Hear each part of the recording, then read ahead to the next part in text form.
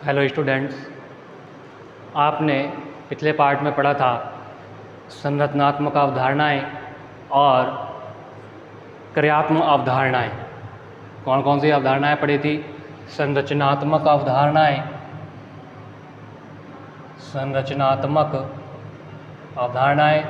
और क्रियात्मक अवधारणाएं। ठीक है। संरचनात्मक अवधारणाओं में आपने व्यष्टि, समष्टि, समुदाय और बायोम के बारे में पढ़ा था। ठीक है। जबकि क्रियात्मक अवधारणाओं के बारे में निश, समष्टि की पारस्परिक क्रियाएं। क्रियात्मक अवधारणाओं में क्या पढ़ा था? निश, प्रकृति की क्रियात्मक अवधारणाएं, ऊर्जा प्रवाह और जैव भू रासायनिक चक्र के बारे में आपने पढ़ा था। ठीक है। आज हम बात करते हैं विकासीय अवधारणाएं कि विकासीय अवधारणाएं क्या हैं, कौन से जीव ने किस प्रकार अपना विकास किया, अपने आप को बचाया और अपनी प्रजाति को बचाया। तो इसका सबसे अच्छा एग्जाम्पल आता है अनुकूलन। ठीक है। अनुकूलन ही के कारण ही जो जीव आज जीवित हैं, ठीक है, वो अनुकूलन के ही कारण हैं। जो जीव आज जीवित हैं वो किसके कारण हैं? अनुकूलन के कारण हैं। ठीक है। और अनुकूलन के कारण ही वो अपनी प्रजाति को बचाए हुए हैं। ठीक है। तो आज बात करते हैं कौन कौन से कारण हैं विकासीय अवधारणाओं में। ठीक है। तो पहला ही पॉइंट आता है, आज वर्तमान में जो भी जातियाँ उपलब्ध है वो अच्छे अनुकूलन की वजह से हैं, और जिन प्रजातियों का अनुकूलन नहीं हो पाया, अर्थात वे प्रजातियाँ जो अपने आप को अपने वातावरण के अनुसार नहीं ढाल पाई, वो क्या हो गई? विलुप्त हो गई। क्या हो गई? विलुप्त हो गई। तो इसका सबसे विकासीय अवधारणाओं का पहला एग्जाम्पल क्या आता है? अनुकूलन। क्योंकि अनुकूलता है तो जीव जीवित है, और अनुकूलता नहीं है तो जीव जीवित नहीं है, अर्थात विलुप्त हो गया। ठीक है। तो आज की वनस्पति, इनमें व्याप्त अनुकूलन, इनके समूह तथा इनमें व्याप्त पारस्परिक क्रियाएं, संबंध तथा वातावरणीय परिवर्तन सबका क्या है? एक ऐतिहासिक कारण है। क्या? अनुकूलन। ठीक है। क्या है ऐतिहासिक कारण? अनुकूलन। ठीक है। अनुकूलन के कारण ही जो भी आज वनस्पति व्याप्त है, ठीक है, उनके जो वातावरण के साथ पारस्परिक क्रियाएं हैं, ठीक है, उनका सब क्या है? ऐतिहासिक कारण है। और पारिस्थितिक घटनाओं के विकासीय पहलू को समझकर भविष्य में समान घटनाएं व समान परिस्थितियां आने पर यह भविष्यवाणी कर सकते हैं कि आगे किस प्रकार का विकास होगा। ठीक है। तो ये थी क्या? विकासीय अवधारणाएं। विकासीय अवधारणाएं क्या कहती हैं? एक बार दोबारा देख लेते हैं कि यदि कोई जीव अपने आप को वातावरण के अनुसार ढाल लेता है, या उसका अनुकूलन वातावरण के अनुकूलन के साथ मैच करता है, तो वो क्या है? जीवित है। अगर उसका अनुकूलन वातावरण के साथ नहीं हो पा रहा है तो वो क्या हो जाता है? विलुप्त हो जाता है। ठीक है। और हम वनस्पति की बात करें, वनस्पति भी क्या है? वनस्पति का अनुकूलन वातावरण के साथ है, और उनकी आपस की जो क्रियाएं हैं उनका क्या है? एक ऐतिहासिक घटनाएं हैं, ऐतिहासिक क्या है? कारण है। ठीक है। अब बात करते हैं अगले पॉइंट की। इन घटनाओं के विकास के पहलू को समझकर भविष्य में समान घटनाएं व समान परिस्थितियां आने पर क्या की जा सकती है? भविष्यवाणी की जा सकती है, तथा आने वाले विकास किस प्रकार से हो सकता है। ठीक है। तो क्या है? विकासीय अवधारणाओं को देखते हुए कि आगे जो भी समय आएगा उसमें किस प्रकार का विकास होगा, यह सब क्या है? इसकी भविष्यवाणी की जा सकती है। ठीक है। अब बात करते हैं पारिस्थितिकी महत्व के राष्ट्रीय दिवस कि हमने पारिस्थितिकी तंत्र को बचाने के लिए क्या क्या योजनाएं बनाई और किस दिन बनाई, और जिस दिन बनाई उसको हमने एक महत्वपूर्ण दिवस के रूप में मनाना स्टार्ट कर दिया। ठीक है। तो अब बात करते हैं पहले की, राष्ट्रीय विज्ञान दिवस। क्या है? राष्ट्रीय विज्ञान दिवस कब बनाया जाता है? 28 फरवरी को बनाया जाता है। कब बनाया जाता है? 28 फरवरी को राष्ट्रीय विज्ञान दिवस बनाया जाता है। ठीक है।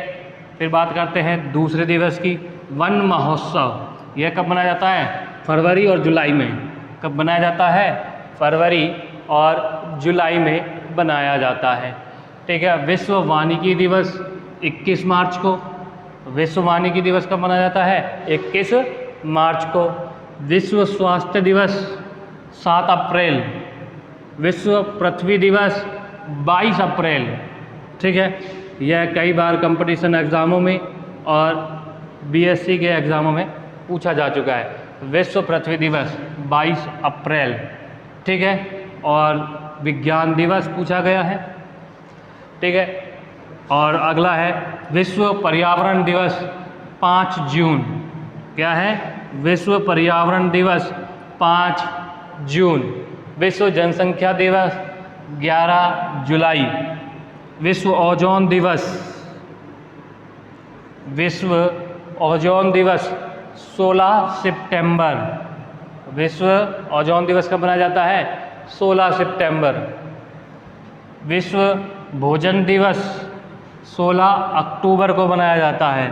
विश्व संरक्षण दिवस, राष्ट्रीय प्रदूषण रोकथाम दिवस व जनसंख्या नियंत्रण दिवस, जनसंख्या नियंत्रण दिवस कब मनाया जाता है? 2 दिसंबर को बनाया जाता है।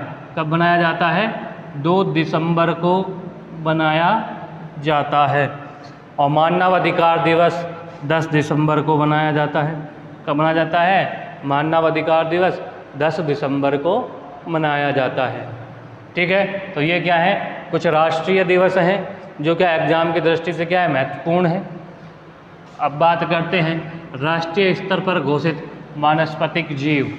ठीक है, हमारे राष्ट्रीय वृक्ष कौन सा है? अशोक, जिसका वैज्ञानिक नाम क्या है? सरेका इंडिका। क्या है? सरेका इंडिका। फिर हम बात करते हैं राष्ट्रीय पुष्प की। हमारा राष्ट्रीय पुष्प का नाम क्या है? कमल।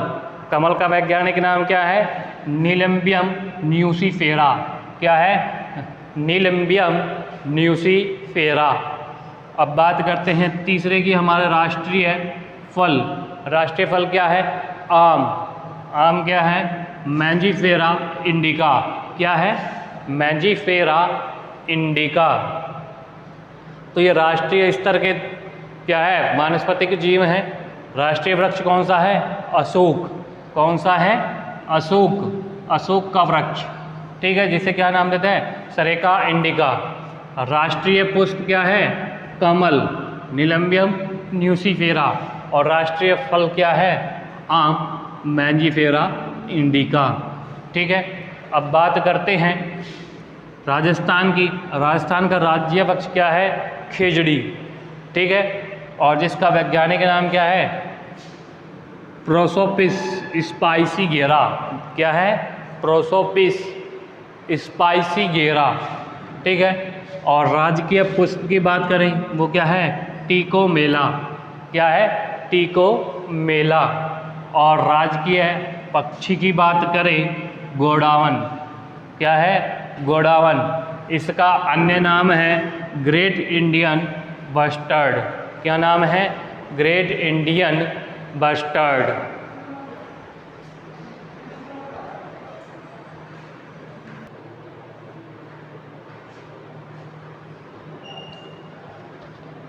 अब अपन अगले टॉपिक की बात करते हैं। राजस्थान में संरक्षित जानवर अर्थात वे जीव या फिर विलुप्त हो चुके हैं या विलुप्त के कगार पर हैं, उनको हम बचाने के लिए क्या करते हैं? संरक्षित रखते हैं। ठीक है, और अब क्या करते हैं? उन्हें उन्हीं के वातावरण में जो उनको क्या है? उनके अनुकूल है, उसी वातावरण में क्या करते हैं? उनको संरक्षित किया जाता है।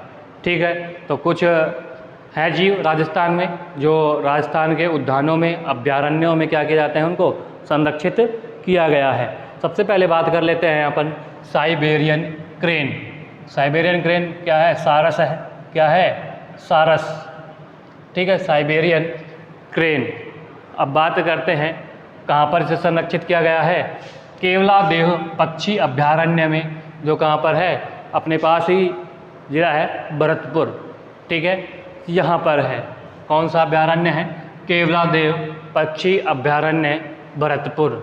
ठीक है, अब बात करते हैं बाघ, शेर, काला खरगोश और हिरन।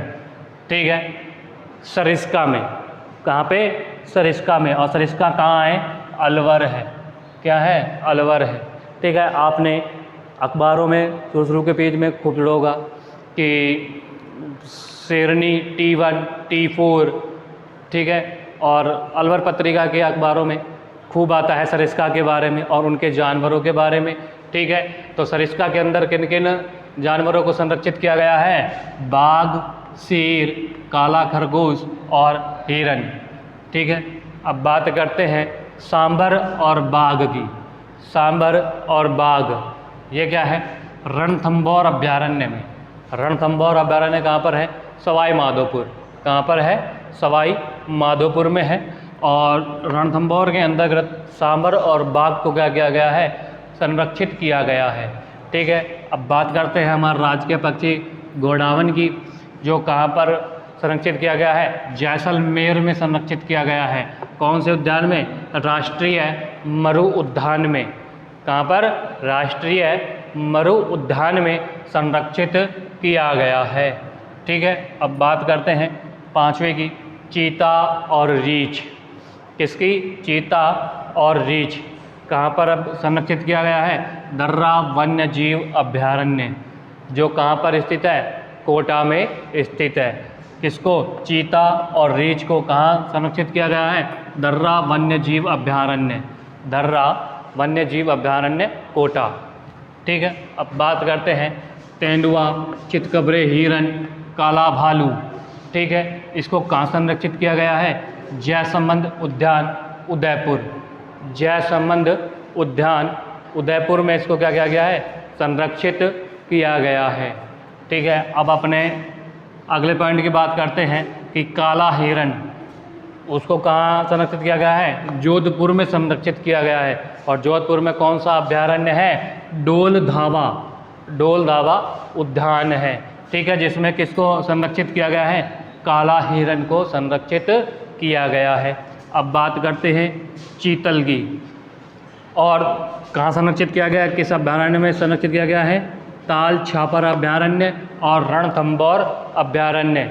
और ताल छापर कहाँ पर है? चूरू में है। जबकि रणथंभौर अभयारण्य 3 जिलों से क्या है? अटैच है। चूरू, ठीक है, ये भी क्या है? चूरू में है। तो चीतल क्या है? चीतल को 3 उद्यानों से क्या रखा गया है? संरक्षित किया गया है। पहला है ताल छापर और दूसरा है रणथंभौर। अब बात करते हैं बारहसिंगा। बारहसिंगा और चिंकारा की, जो कहाँ पर संरक्षित है? बीकानेर में। कहाँ पर है? बीकानेर में संरक्षित है। और बीकानेर का कौन सा अभयारण्य है? गजनेर अभयारण्य। ठीक है, आज के लिए इतना ही। और यह आपका चैप्टर पूरा हो चुका है। अगला चैप्टर चलेगा अगले वीडियो में।